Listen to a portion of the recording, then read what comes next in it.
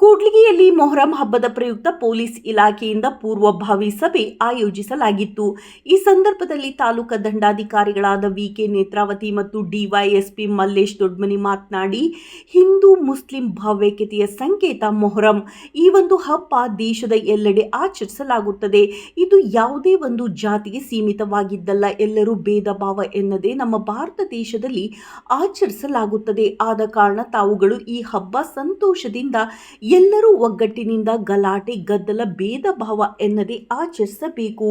ಕೂಡ್ಲಿಗಿಯಲ್ಲಿ ಕೆಲವು ವರ್ಷಗಳ ಹಿಂದೆ ಗಲಾಟೆಗಳು ನಡೆದಿದ್ದು, ಬದಲಾವಣೆ ಬಯಸಿ ಮೌಢ್ಯತೆಗಳಿಂದ ದೂರವಿರಿ, ಉಪವಾಸದಿಂದ ಕೆಲವು ಜನರು ಈ ಹಬ್ಬವನ್ನು ಆಚರಿಸುತ್ತಾರೆ ಮತ್ತು ಮುಜಾವರಿಗಳು ಬೆಳಗ್ಗೆಯಿಂದ ಉಪವಾಸ ಇರುತ್ತಾರೆ.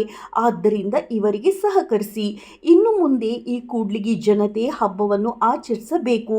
ನಾವು ಕೂಡ ಇದಕ್ಕೆ ಸಹಕರಿಸುತ್ತೇವೆ ಎಂದು ಮಾತನಾಡಿದರು.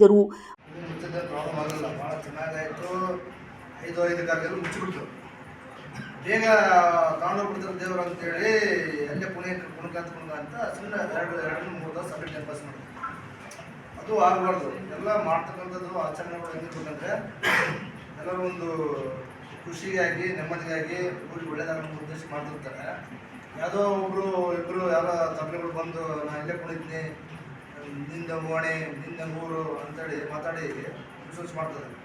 ಅಂಥದ್ದು ಯಾರು ಅಂತೇಳಿ ಅಂಥದ್ದು ಯಾರಿದ್ದರೆ ಕೊಟ್ಟರೆ ಅವ್ರಿಗೆ ಮನವೊಲಿಸಿ, ಯಾಕಂದ್ರೆ ಯಾರ ಮೇಲೆ ದ್ವೇಷ ಸಾಧಿಸೋದೇನಿಲ್ಲ. ನಾವೇ ಮುಚ್ಚುತ್ತೀವಿ, ನಾವು ಕುಣಿತೀವಿ ಅಂತೇಳಿ ಅವರು ಕುಣಿಬಾರ್ದು. ಇಲ್ಲಿ ಯಾಕೆ ಲೇಟಾಗಿ ಬಂದಂತ ಇವರು ಮಾಡೋದು. ಹಂಗಾಗಿ ಅದು ಎಲ್ಲ ಹೋಗಿರ್ತದೆ. ನೆಂಟಿ ಹೊರಗೆಲ್ಲ ಆಗಿರೋವಲ್ಲ, ಎಲ್ಲ ಬೆಳವಣಿಗೆಲ್ಲ ಹೋಗ್ಯವ.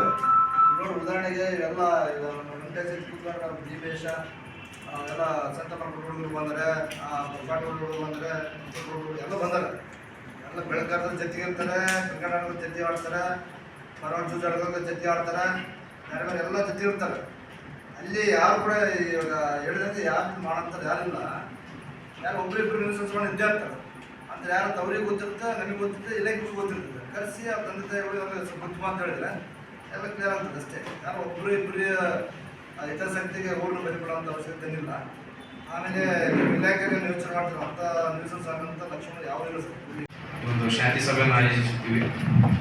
ಈ ಒಂದು ಶಾಂತಿ ಸಭೆಯ ಅಧ್ಯಕ್ಷತೆಯನ್ನು ನಮ್ಮ ಉಪವಿಭಾಗದ DSP ಸಾಹೇಬರಾದಂಥ ಮಲ್ಲೇಶ್ ದೊಡ್ಮನಿ ಸರ್ ವಹಿಸಿಕೊಂಡಿರ್ತಾರೆ. ಇಲ್ಲಿ ನಡೆದಿರ್ತಕ್ಕಂಥ ಎಲ್ಲರ ಪರವಾಗಿ ಅವರಿಗೆ ಸ್ವಾಗತವನ್ನು ಕೊಡ್ತಾರೆ. ಅದೇ ರೀತಿಯಾಗಿ ಈ ಒಂದು ನಮ್ಮ ಈ ಶಾಂತಿ ಸಭೆಗೆ ನಮ್ಮ ತಾಲೂಕಿನ ದಂಡಾಧಿಕಾರಿಗಳಾದಂಥ ಮತ್ತು ತಹಸೀಲ್ದಾರಾದಂಥ ನೇತ್ರಾವತಿ ಮೇಡಮ್ ಸಹ ಬಂದು ಇಲ್ಲಿ ಹಾಜರಿರ್ತಾರೆ. ಅವರು ನಾನು ಸ್ವಾಗತವನ್ನು ಕೋರ್ತಾ ಇದ್ದೇನೆ. ಅದೇ ರೀತಿಯಾಗಿ ಈ ಒಂದು ಸಭೆಗೆ ನಮ್ಮ ವೃತ್ತ ನಿರೀಕ್ಷಕರಾದಂಥ ಪ್ರಹ್ಲಾದ್ ಸರ್ ಸಹ ಹಾಜರಿರ್ತಾರೆ. ಅವರು ನಾನು ಸ್ವಾಗತವನ್ನು ಕೋರ್ತಾ ಇದ್ದೇನೆ. ಪ್ರತಿ ವರ್ಷದಂತೆ ಹಂಗೆ ಮಾತಾಡ್ಬಿಟ್ಟು ಸರ್, ಚೆನ್ನಾಗಿ ಕೇಳಿಸ್ತಾರೆ ಸರ್, ಹಂಗೆ ಮಾತಾಡ್ಬಿಟ್ಟು.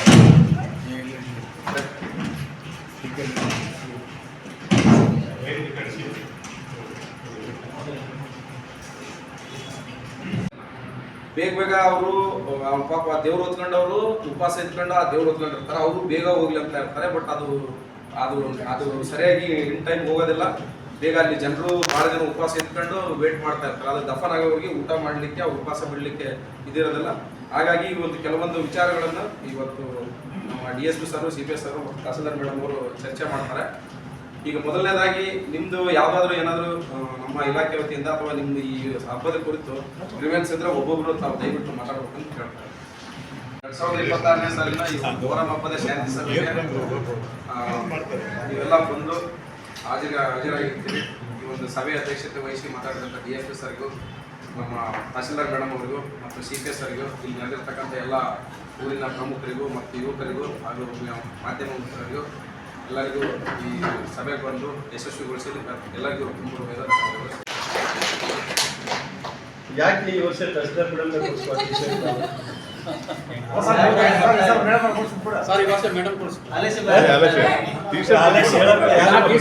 ನಿಮ್ಮ ಸಿಂಕ್ರನೈಸ್ ಮಾಡ್ಕೋಬೇಕು. ಅದೆಲ್ಲವೂ ನಾವು ಹೇಳಿಕ್ಕಾಗಲ್ಲ.